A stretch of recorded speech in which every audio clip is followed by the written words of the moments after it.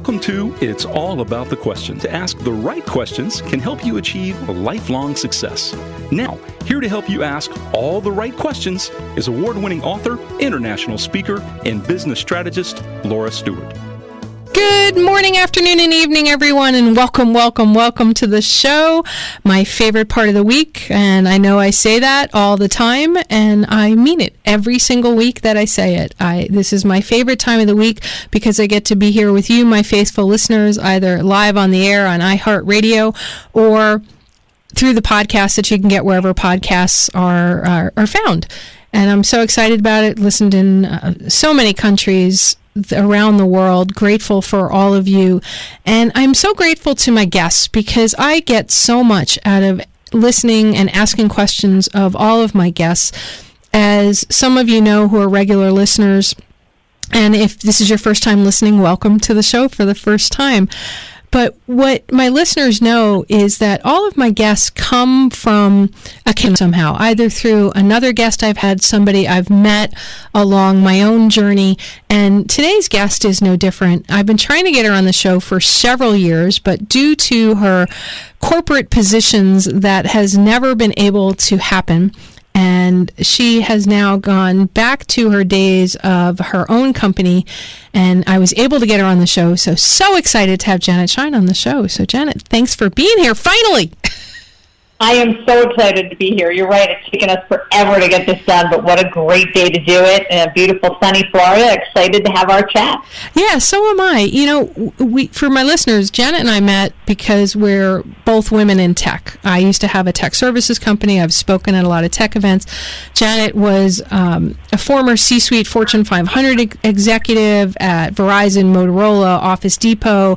She's really known for helping clients increase revenues by more than 40%. She is big in the marketing, visionary leadership area. And Janet, I mean, there's so much I can ask you about everything that you do. You've got an amazing family. I love your husband, Roy. He's just awesome. I like him too. It's a good thing, right? It is. How long have you guys been married now? 13 years. He's the second husband, so I got it right the second time, and he's amazing. And how did you guys meet? So we actually met in the industry. So one of our friends for years was trying to introduce me to this wonderful woman named Sarah Pittman. She kept saying, you have to meet this guy. He's everything. I think he's perfect for you. And I kept saying, no way. And then lo and behold, I was at an industry event, and this wonderful man came up and started talking with me. And after he walked away, Sarah ran over to me and said, that's the guy. So she was absolutely right, and no looking back from there. We've been married 13 years, and we also have started our own business together, which Roy has been running. And as you mentioned, I've come back into the J group. So we're, not only soulmates, but also workmates. So that's always fun, and of course has its set of challenges. Yeah, it definitely has its challenges, but when it's done well, when there's communication, it's a true partnership at all levels, isn't it? It really is, and he can complete my sentences, and that really is good because sometimes I do just trail off in the middle of a thought and pop onto something else. So it's good that he can read my mind. So I think it's all good. It's a great feeling. Now you've achieved some of the highest levels of tech businesses of virtually any woman. And there's always this big discussion about there aren't enough women at the top in any industry, but especially in technology. I agree and I don't agree, but do you believe in the glass ceiling? It's funny, I cracked the glass ceiling a couple of times now, so it's harder for me personally to say I believe in the glass ceiling. However, looking at the statistics, looking at the lack of progress in women getting to the C-suite, you can't help but notice that there are not still enough women in the C-suite. And so I do think there's a glass ceiling, but I would opine that perhaps it's put there by the very women that are trying to get to the top. Now, I know some women will be listening to this and thinking, that's not true. I've tried and I've tried and I've tried.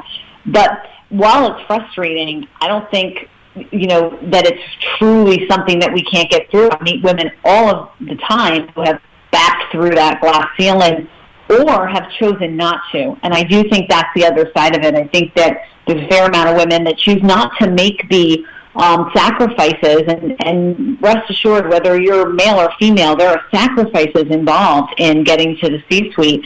And so I think it's really time for women to stop talking about the glass ceiling and instead talk about how they're going to make their career plan and then execute on that plan to get there if they want to, or if they don't want to be okay with that and accept that and have a career path that's different. I was on a panel at an ISACA conference a couple of years ago with some truly amazing women. I mean, there was a moment I went, I'm on this panel? And then I went, yeah, I'm on this panel, getting rid of that imposter syndrome thing. But I had this moment of going, wow, how did I make it onto this panel? And then I realized I was. And the moderator asked the question, is there a glass ceiling? And every single woman there, even at the levels they were at, said there was a glass ceiling. And then it got to me, and they were just going to pass the mic past me because they wanted to move on to the next question. And I grabbed it and I went, I really don't believe there is. I think it's all a limiting belief that we've given ourselves. Because if any individual really truly wants something and has the abilities to get there, then they don't think of a barrier. They just go, this is how I'm going to get there. And if there's walls that go up that prevent it, you figure out a way around it, or, you exit that company and go to another company and build up to that level.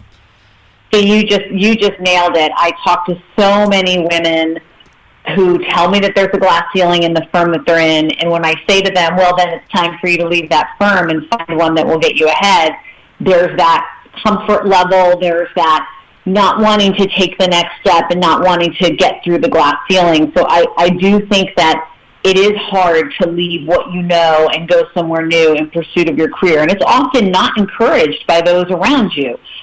Stick in there, talk to your boss again. Ooh, it's a good company. You don't want to leave that company just because you didn't get promoted this year. All these things that either our friends and family tell us, or we tell ourselves when we look in the mirror, I won't be good enough. There's no way. It's me. It's not them. It's them. That's what I'm here to say. It's them. If you want to get ahead and you have the skills and the talent and you're not getting ahead, then it's you. And you need to make your changes and you need to get out there and do it. Conversely, though, I will say, talking and going to events, and by the way, I completely believe you should be on that panel because you're a rock star. Thanks, Talking to other, well, it's the truth. Talking to other women, what the other thing I hear, though, and this is very true, it is all who you know. And there is a lot of the glass ceiling that happens because it is, as you get further and further to the top, more of a referral network, more of a who you know and who knows you. And if your name isn't in the hunt, if you don't have people sitting around the table saying, hey, what about Laura? What about Janet? Then you don't get to the next level. And I do find that women often don't advocate for themselves or help to promote themselves and are okay kind of toiling in the shadows. And so their names don't get brought up. I don't know how you feel about that level of self-promotion, but I do find that many of the women that complain about the glass ceiling also are uncomfortable with self-promotion. I agree with you 1,000%, Janet, because one of the things that I've seen with a lot of women and even some of the men and my clients and stuff is, especially with the women, they're more prone to promote somebody else and talk about how good somebody else is versus themselves. So their personal branding isn't very good to build that notice in the world, here's what I'm known for. But they're really great at telling how great everybody else is. That is so true. And it's so funny as I work with clients, particularly female clients, but I see it with male clients too. This concept that you would have a career plan, a path, goals, aspiration, and a personal brand, and that you would take that personal brand and you would find the right super connector introductions, because it is who you know after all, and that you would go out and that you would purposely promote yourself or help others promote you, is very foreign to people. And in fact, announcing it here on your show, first time ever, I've been asked 100 times, what am I going to do now that I'm a JS group for it? And I am launching a program called Career Smarts, and it will feature all of those things, really a one-on-one consult for women who are looking to get to the C-suite, then some expert consultation with myself and some other really great advisors, their CV, their personal brand, the super connector introductions they need, and then hoping that I can get you to work with some of them on your 100-day program. I'd be honored. Get all together. There you go.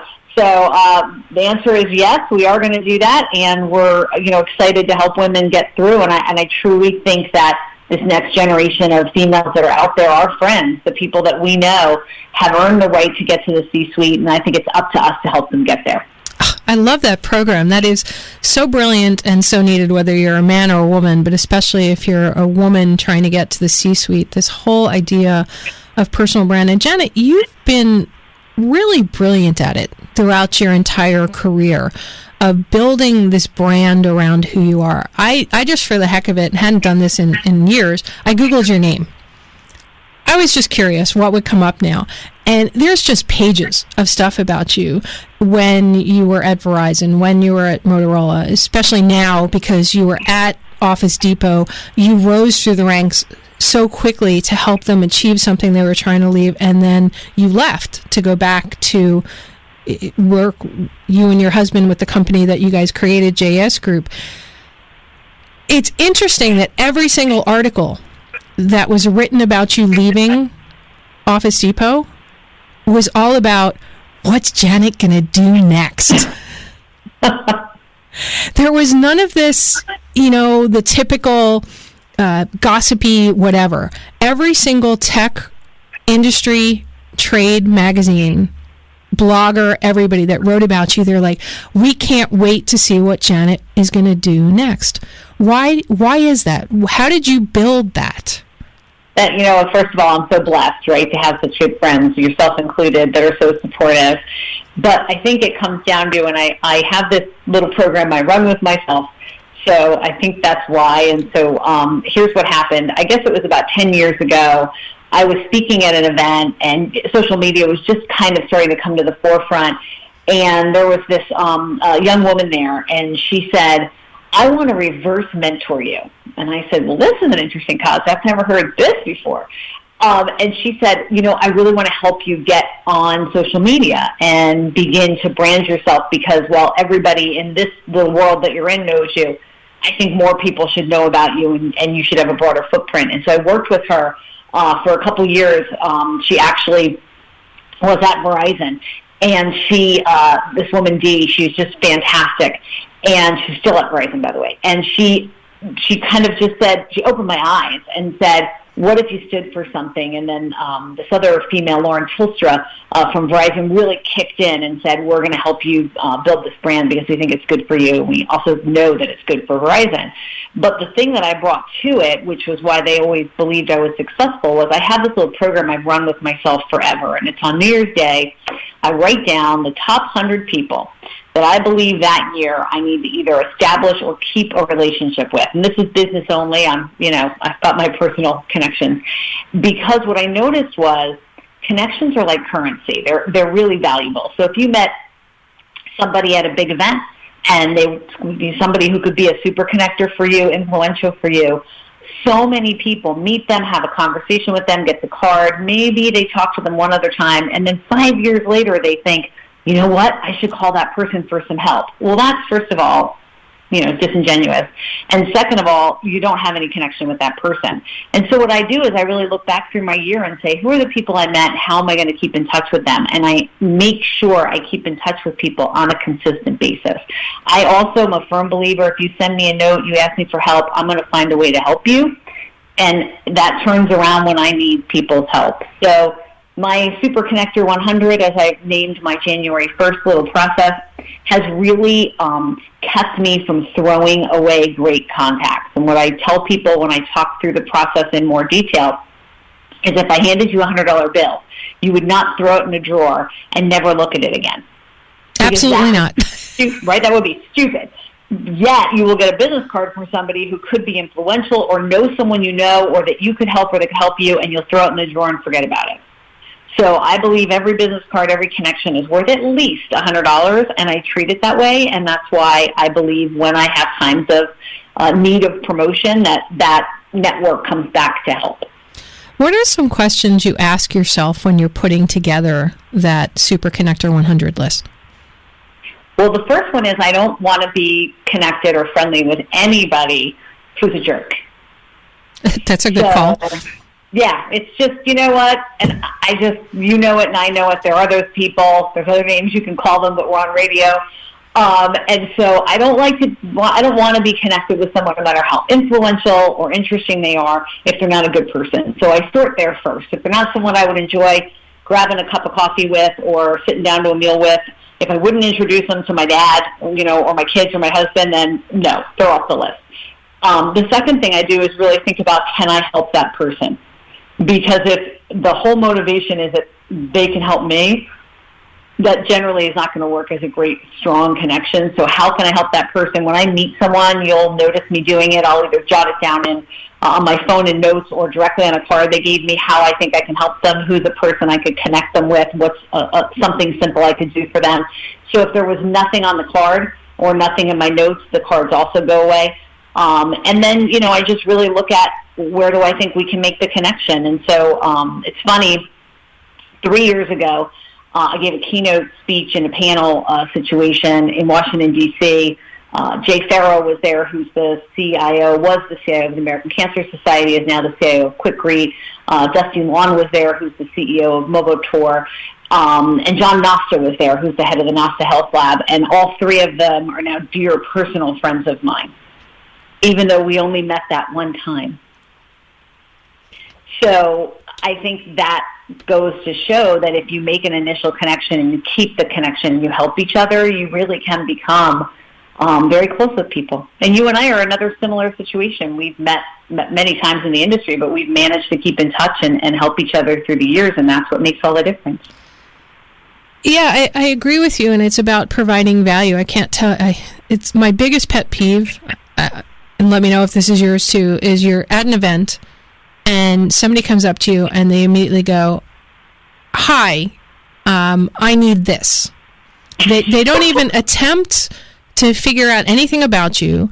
They've targeted you as somebody that can help them, but they don't even try to get to know you or anything. I'm laughing because it also happens on LinkedIn. It does. Every email I get lately, every email I get on LinkedIn is somebody going, you know, not anything about you, right? Just, hey, can you buy this, or I want to provide this. And I get it, right? I get that there's the need to make commerce, but there's better ways to do that than coming across as, you know, a vendor in the hall versus a partner in the boardroom. And I really think that's where people make the mistake in this whole concept of connectivity, is thinking first about what you can do for others, not what they can do for you. And I find that then others come back and offer to do things for you. And that's an important distinction between super connectors, which I believe you are, and people that have a difficult time connecting. The other thing I notice, and you're at trade shows with me too, people talk to the same people they've met 100 other times. Yes. It drives me nuts. It's like, can I introduce you to somebody new? I keep seeing you all the time talking to these same people. Yeah, just walk up to somebody and go, "Hi, I don't know who you are." You know, that's what I do. I don't know who you are. Who are you? And I feel bad for the people who don't know enough people at the event, but I also feel bad for the people that wasted their or their company's money going to the event only to talk to the very same people they already knew. I did a keynote at an author event after my book came out, and you know, one of the things that they asked me to do as the opening keynote is to help people navigate the conference. And I knew that the biggest issue most of these people had was they were afraid to walk up to the agents in the room or the publishers or the editors or the marketing guys, and they were afraid to walk up to them. So from the stage, I said to them, okay, I want everybody in the room to go to somebody they've never met and ask them this one question. And I said, Jen, I want you to do this to agents and publishers and whatever, and say to them, hey, is there some question that nobody's ever asked you that you wish they had asked you? I love that. And I said, and you can walk up to them and say, Laura told me I'm supposed to ask you this question. And the whole place went nuts. And they said it was one of the best events ever because they made more connections in the room. That's right.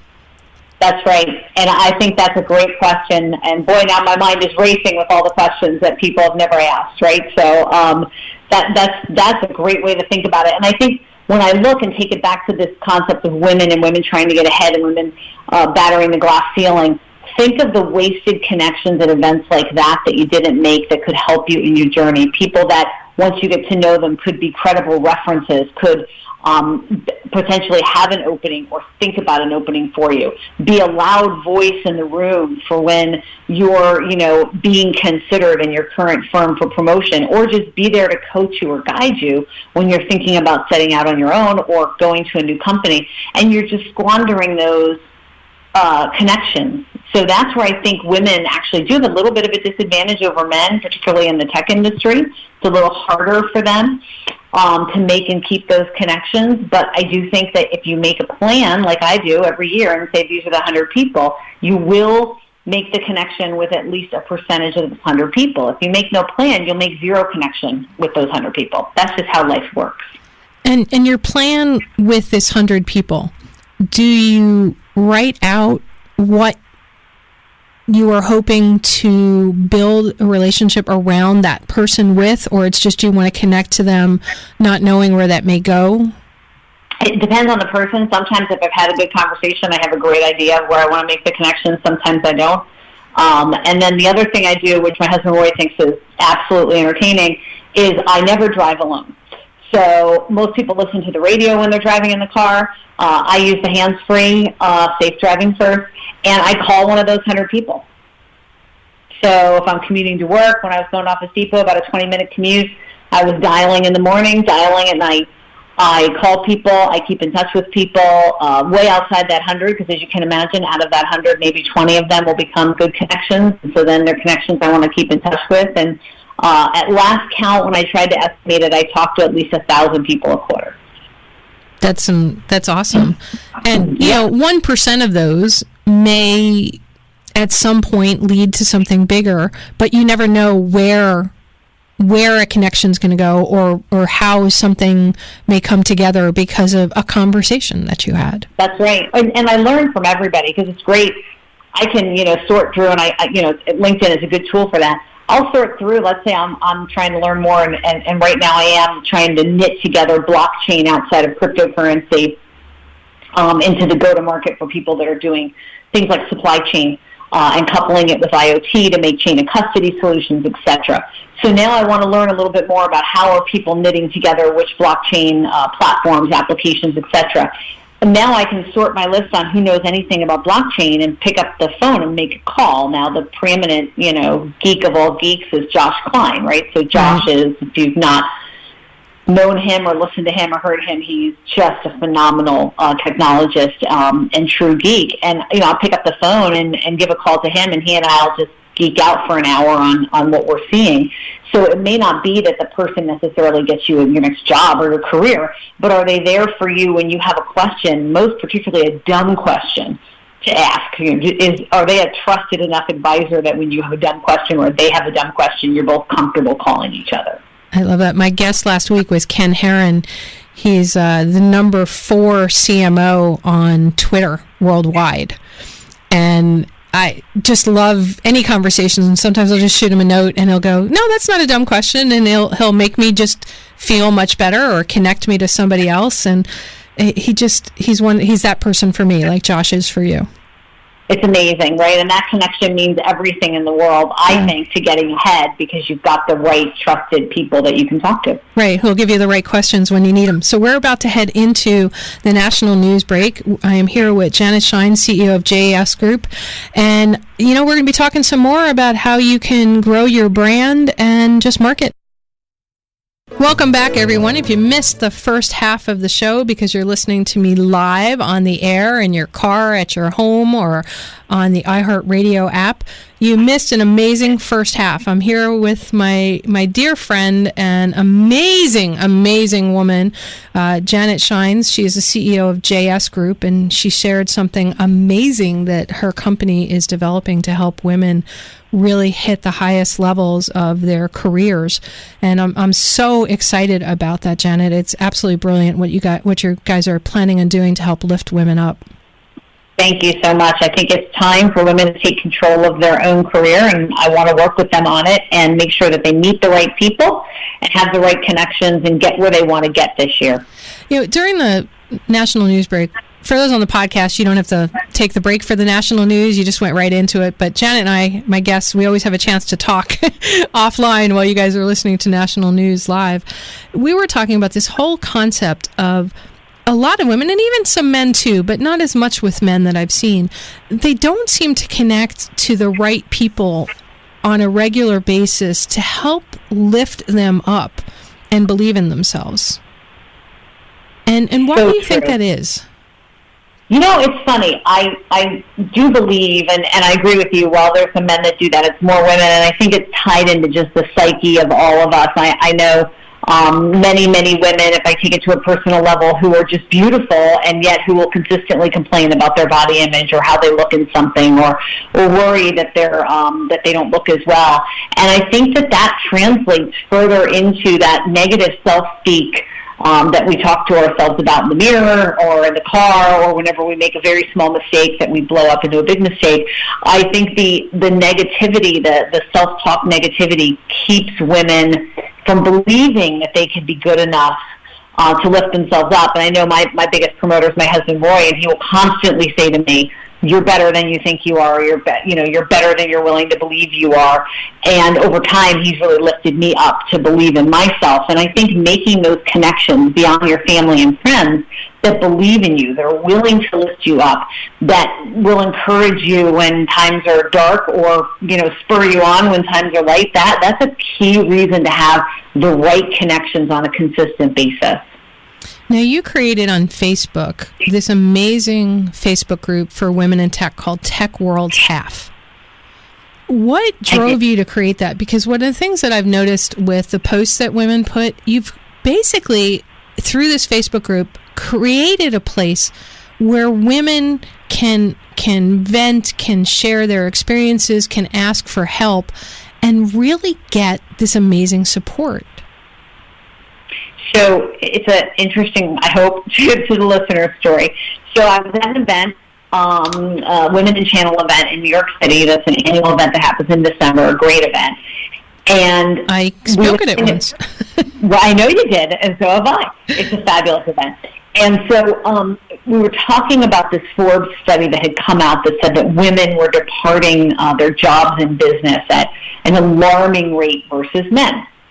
And particularly when they dug down to the tech industry, the flight of women from the tech industry was, I believe it was 4x that of men. And so that evening we were talking about that, and we went into some of the reasons why. And one of the reasons was that when a man says, and by the way, I'm generalizing here, not everybody. Right, absolutely. But when most men say, I hate my job, or my boss is a jerk, or I'm not getting ahead, their male counterparts or female counterparts encourage them to stick with their career. Hey, you should get a new job. They don't deserve you. You should talk to your boss. You should talk to your boss's boss. You should apply for something new. Double down, et cetera, et cetera. When women voice the exact same concern, their entire social network gets very nervous for them in a very different way. Are you okay? You could just stay home with the kids. Maybe you should get something local. Have you thought about just getting out of that industry? It seems hard to be a woman there. And so they're actually encouraged by their very own network to drop out. They're treated differently in their moment of career passion. So many women had learned to just shut up, don't tell people, because they'll tell me stuff that start to encourage me that I should drop out. And listening to the conversation, I said, that's ridiculous. I'm going to start a Facebook group. We'll make it private. You can moan and gripe, and we will help you. And if your job isn't a good one, we'll help you get a different one. And a couple women sitting around the table, Rakia Jones, who's now at Microsoft, Quinny Wong, who's at Verizon, and a few other ladies all said, yeah, you know what? Yeah, we do that. All right, let's just do it. So we signed up this Facebook group, and we thought if we had 100 or so women in it, we'd be doing pretty good. And we now, 2.5 years later, have thousands of women. You're in the community, so you see we are helping women stay in their jobs. We're helping women get new jobs.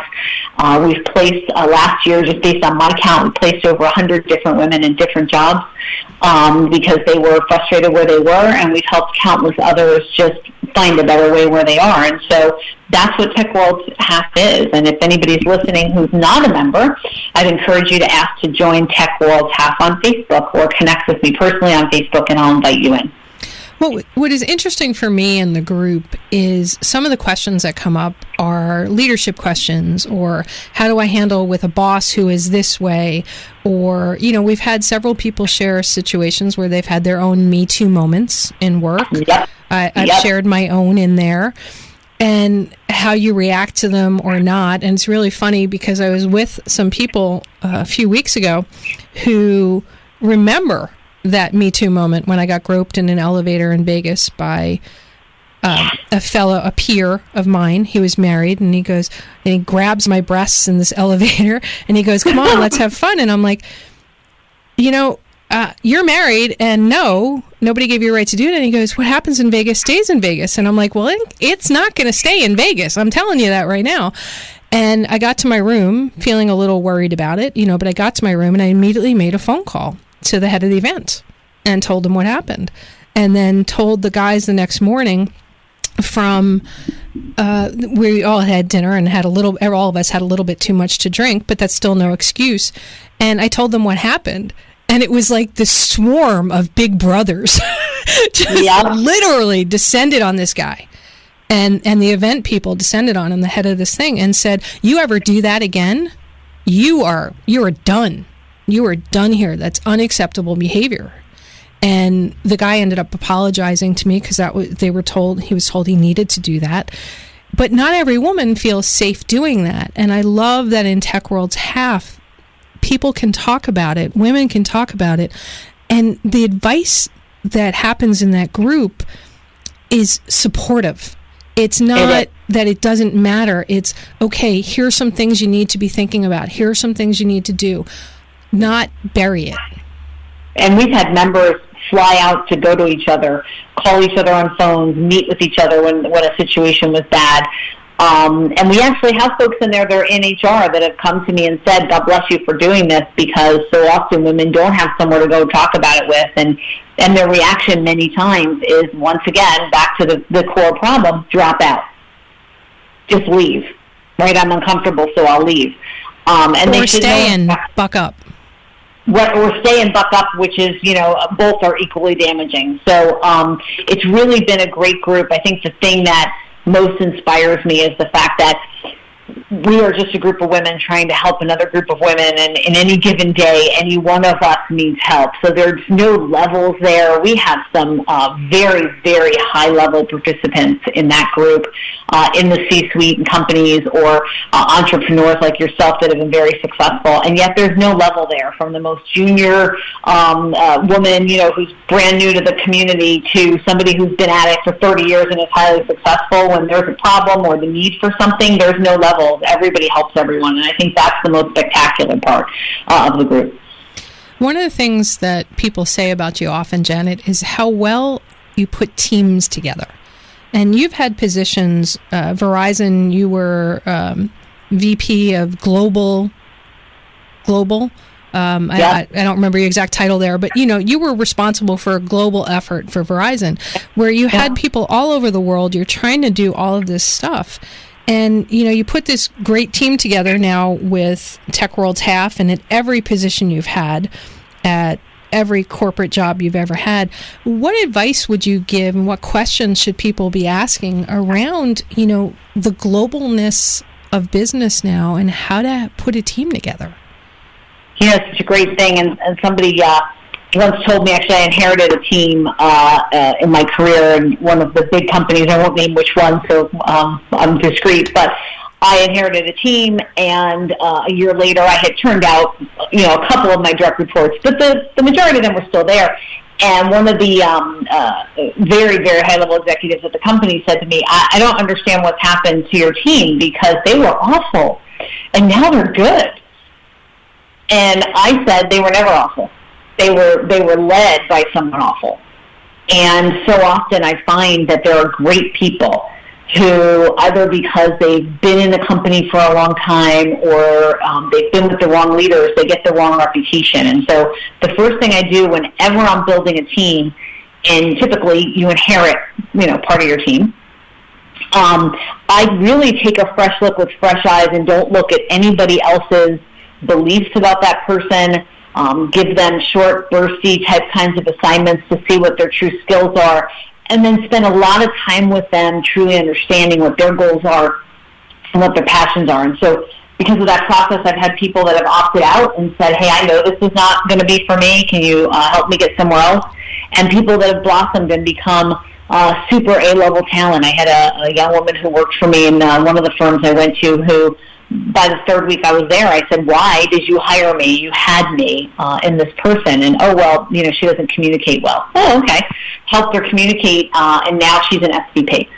So these are the things that I think if you want to build a great team, it's all about. And then I use a very simplistic approach, which is then I grid my team or the people I'm interviewing into a 4-quad. And the x-axis is willing, from unwilling to totally willing, and then able, unable to able. And I grid them out. And I look for people who are both willing and able, or willing and unable, but it's only a skills issue so that I can train them into the skills. If you're not willing to take the journey, no matter how skilled you are, no matter how many years on your CV or resume it says you have experience, you're not for a Janet Schijns team, because I'll take somebody who's willing and wants it and hungry over somebody who's got decades of experience in it who's unwilling any day of the week. How do you determine if somebody's willing or unwilling? Because a lot of people can pretend that. Yeah, they can. So it depends on the, it's interesting. It depends on the level of the team, obviously.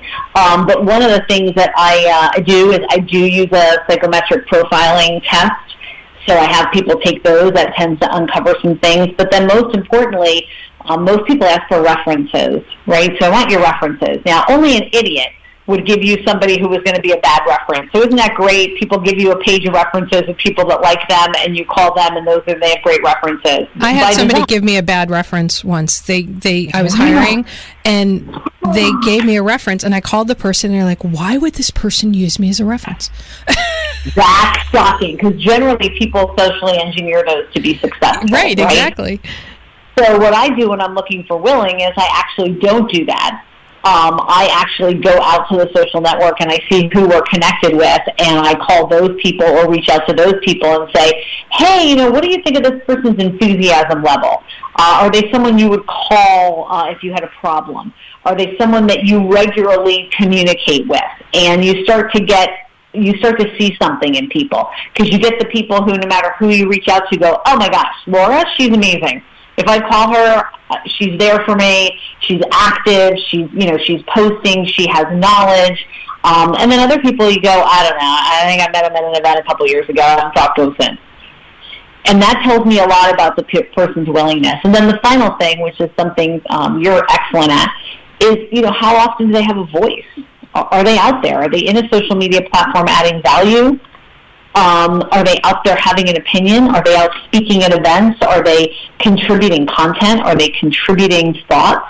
Because if they're not, they're demonstrating right there an unwillingness to be engaged in their own industry. And I always feel that I'm not doing enough. I used to write way more blog posts, and I got away from that. And I now have a wall of Post-it notes of ideas to write for blog posts. Me too. Me too.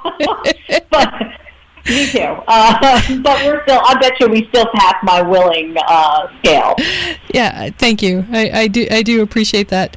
So let's talk about social media a bit, because I think it's so critical, not just for women or men. It's a universal thing. Social media has completely changed the way we market, the way we brand, the way we communicate who we are as people.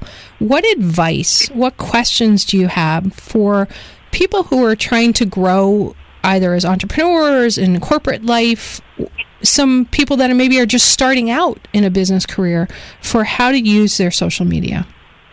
Well, the first thing I would say is it's a science, not an art. So people believe it's an art, and I suppose if you're some famous celebrity, it probably could be art for you. But it's a science, and it's a science like anything else. And I remember I was just talking with my friend Chris Palermo from GCN about this the other day. He used to have this 50-point rule where he had to earn 50 points every day by making phone calls or appointments when he first started in sales. And social media is the same way. If you don't have a science around your social media, if you're just kind of popping on and commenting on some stuff and hoping that people will follow you and like you, then you're not going to succeed and you're going to be frustrated. So it's really about deciding what platforms are important for you. So for myself, it's women in business and technology, and then my other platform is really around how do people use innovations to go to market and capture new customers. So I'm not all about the gearhead. I'm about the how do you go out and have a customer experience or acquire customers with technology. And so you have to follow the people that are experts at that. You have to contribute content to that conversation, even if it's a, like button and a tell me more. And you have to really get connections who are going to help you to become an expert or a perceived commentary expert in those areas. And so what I do is I have every Monday morning, I have a whole list of exactly what I'm going to do in social media that week. I've pre-planned my content, my pictures, who I'm going to tag, who I'm going to reach out to. For Twitter, I post that in TweetDeck. For LinkedIn, I schedule my posts and articles during the week. For Facebook, same thing. And I just follow the science of the plan. And in total, amongst the three platforms, I have about 50,000 connections. So I think I'm doing okay with that process. But I would tell you it is not something that you take lightheartedly. I truly believe it's a science. And if you put it together like a plan, like any other plan, you will be very successful at it. How much time do you spend planning and actually doing social media? So about an hour to an hour and a half planning, and then I start my day and end my day with social media, and I take a social media lunch break. So in any given day, about another hour. It doesn't take a whole lot of time if you follow the right people, if you use the right applications. I love TweetDeck. If you do that, it doesn't take that much time. Now, the one thing I am excluding from that answer is, of course, I have friends. Facebook is really where I use to connect with my friends. And so, of course, there's the, looking and seeing what your friends are doing and keeping in touch with people that you haven't talked to, and I don't count that in. But I believe it's important, and I believe it's replaced what we used to do to prospects for business or network, quote unquote. And so I treated it seriously as I would have treated that in the past, and that was always something I dedicated a lot of time to. Do you ever take tech breaks? I do. So I take a tech break every weekend. I do not go on anything typically on Saturday and Sunday until Sunday night. It can depend, though, if the weather's bad, right? Sometimes I will. And then I do go on vacation once a year up to Maine, where they have no cell reception, which is fabulous. Oh, isn't it wonderful? Yes, I take a satellite phone for family emergencies, and it's, thank gosh, only rung once in the years I've done it. And so I really think you do need to take a tech break. And I also think you need to take a social media break from the standpoint that most people only post good news on social media, and it can be a little discouraging if you're going through a tough time to compare yourself to those other people. So that's when I think it's better to get in the real world, because you'll hear people truly do have problems just like your own. Yeah, I know that when I was going through the worst of it when Mom was alive, and then after she passed, I struggled with social media. I just couldn't even read it. It was just impossible for me. It just made me depressed. And I knew, because I've taught people this, I knew that people are sharing the good stuff, but it subliminally just got into my brain. I know. It's a hard thing. It's truly a hard thing and then that's where Tech World Tap is so great, right? Because a lot of those posts are not totally positive, and so I think it's good. It's good that you see other people are struggling. Yeah, I think it is very important to understand that, what you think may be somebody's step 1 may be their step 50. Exactly. So I want to make sure, because we're towards the end of the show, that you share how people can reach out to you, Janet, and also about the wonderful new work that you're creating with the Career Source to help people get through that. Why don't you share how they can find you? Absolutely. So a couple quick ways to learn more about JS Group and what we do for go-to-market and business planning and channel development. Please visit www.jsgnow.com, and you'll see all the information there. If you'd like to speak to me directly, the most efficient way to do that is to send me a DM in Twitter, and I'm at Channel Smart. If you're not, of course, on that platform and want to use Facebook, I'm Janet Schijns at Facebook, and Schijns is spelled Schijns. So those are all the great ways to reach out to me. I'd love to hear from the listeners and hear any and all questions. All right, let's close out. We've got a couple minutes left. Last thought that you'd really like to leave with my listeners. My kids are fine. It's the question you made me think. You said, is there some question no one ever asks you that you wish you'd asked? And I've only had a few people ask me in private moments at events to say, what about your kids? Are they okay? You've risen to the top. You've had this huge C-suite career. You've owned your own and now own your own business, but you also have 2 kids. So do they resent you? Are they in prison or anything? So I'm here to say that no, neither of my kids are in prison or have addictions or any of those horrible things that sadly people have to deal with. They both have always been very supportive of my career. I've been careful with work-life balance, and we can have a whole other conversation about that. But I would say that my daughter said something to me. My daughter Ashlyn is actually just finished her MBA and is an adjunct professor at her local community college. And she said to me, she was talking to me about a problem at work. She said, I feel so sorry for all the girls I grew up with whose moms didn't work because I don't know now who they call for advice. And what do they talk to their moms about now? So I thought that was just truly powerful. And then the next day I was telling my son, and he said, yeah, of course she feels that way. And by the way, he's an entrepreneur, serial entrepreneur, but tells me that he much preferred when he was in corporate America having a female boss over a male boss because he thought that they were stronger. So I think overall, sure, there was the struggles and the things I had to miss, but overall I would say choose strong adult kids who do not resent mom's career and who have a very positive outlook on women working and being in the industry and successful. So that's the question nobody ever asks, and I know is on women's minds when they think, should I really go for it and bash it through that glass ceiling? And it's not a question that anybody would ever ask a man. Never. By the way, I've never heard somebody say, how do you handle that? I was asked my whole career, wow, you have 2 kids, how do you handle that? And the guy sitting next to me would say he had 3 kids, and people would go, oh, that's nice, do they play sports? Yeah, and I often get asked the question, you've never had kids, how come? Oh, also not a question you would ask. Right. It's just, Yeah. it just never happened, and I'm fine with it. There are moments where I wish I had, because I would have given my mom grandkids, and now that I'm not married and I have no children, it's sort of like, okay, well, my friends are my family. But you go, oh, I'm alone, But it's not a question anybody ever asks a man. That's right, and that's why I've used it as my last question. Nobody ever asked me. People ask me a lot of questions about my family, and some they don't ask because they're, embarrassed to ask, are your kids okay? But they ask it, around the corner way, like, well, how did you balance that? How did your kids feel about that? And again, they would never ask my husband that. Yeah. All right. Well, I want to thank you so much for being on the show. And your website again is? jsgnow.com. Perfect. And everybody, please reach out, connect with Janet on social media. Her posts are absolutely amazing.